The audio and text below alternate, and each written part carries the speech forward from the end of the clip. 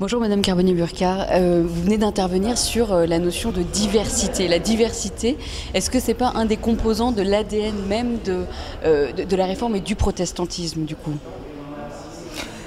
Oui, la diversité, même le différent, le conflit d'interprétation, en effet, on peut dire d'une certaine manière qu'il est constitutif de la réforme protestante, dans la mesure où Luther et les réformateurs posent comme seule autorité l'écriture, mais c'était en postulant que, ça c'est le postulat humaniste, que l'écriture elle est claire et donc tout lecteur de l'écriture de bonne foi ne peut que être d'accord avec un autre lecteur puisque l'écriture est claire.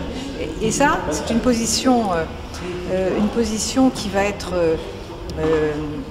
contestée par l'Église catholique, qui va développer l'idée que non, l'écriture elle est obscure. Parce que l'idée c'est que l'écriture, pour l'Église catholique, l'écriture ne peut pas être mise entre toutes les mains parce qu'elle est obscure. Alors que justement, le postulat de la réforme de Luther, c'est que l'écriture doit, c'est pas qu'elle peut être mise entre toutes les mains, elle doit être mise entre toutes les mains parce qu'elle est claire. Et donc le postulat de la clarté, il va avec le postulat de la démocratisation de l'accès à l'écriture.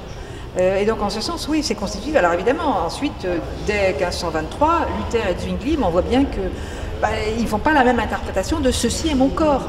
Bon, et chacun est de bonne foi. L'écriture est claire pour chacun, mais le sens clair n'est pas le même pour chacun. Mais cette idée de la clarté, elle va avec l'idée que l'écriture, elle est pour tous, et que tous y ont accès.